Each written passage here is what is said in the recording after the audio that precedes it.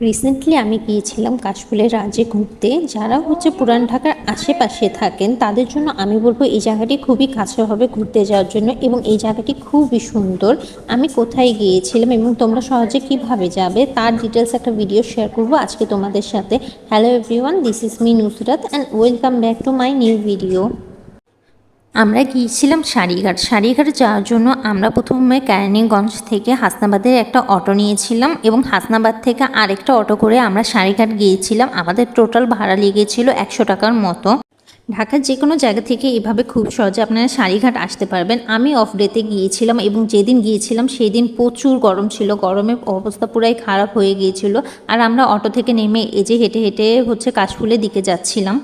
আমি যখন গিয়েছিলাম তখন কাশফুলগুলো ছোট ছোট ছিল আর আমরা একদম সামনের দিকটাতেই ছিলাম।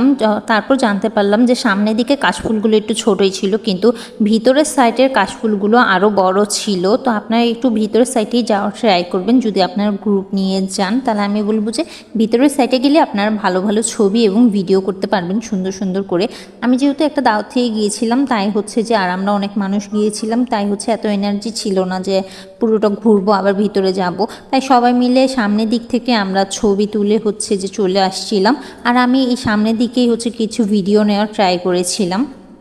সারিঘাটে ঢোকার সময় চোখে পড়বে এরকম রাইডগুলো। এখানে ছিল নৌকা, নাগরদোলা, এছাড়া ঘোড়াও ছিল। তাছাড়া বাচ্চাদেরও কিছু রাইড ছিল এখানে।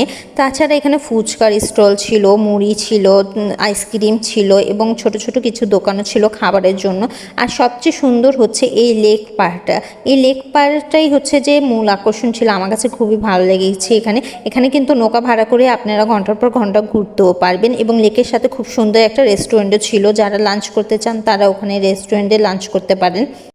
যারা শুক্রবার বা অফ ডেতে সারিঘাটে ঘুরতে চান তাদের সতর্কতার জন্য আমি এই ভিডিওটা করেছি।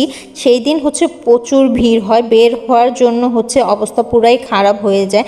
আমাদের এখান থেকে বের হতে 1 থেকে 1.5 ঘন্টার উপরে লেগেছে। এখানে এত মানুষ ছিল আমরা বেরই হতে পারছিলাম না, পুরাই অবস্থা খারাপ ছিল। আর যারা বাচ্চা নিয়ে গিয়েছিল তাদের অবস্থা তো আরও খারাপ ছিল। সো যে অফ ডেতে বাচ্চা নিয়ে যাওয়াটা আমি অ্যাভয়েড করতেই বলবো।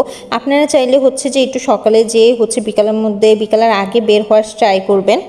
আজকের ভিডিও এই পর্যন্তই। আমি ভিডিওতে সব ইনফরমেশন দেওয়ার ট্রাই করেছি। তারপরও কারো যদি কিছু জানা থাকে অবশ্যই আমাকে কমেন্ট করে জানাবেন। আর ভিডিওটি ভালো লাগলে অবশ্যই লাইক শেয়ার দিবেন। Thank you.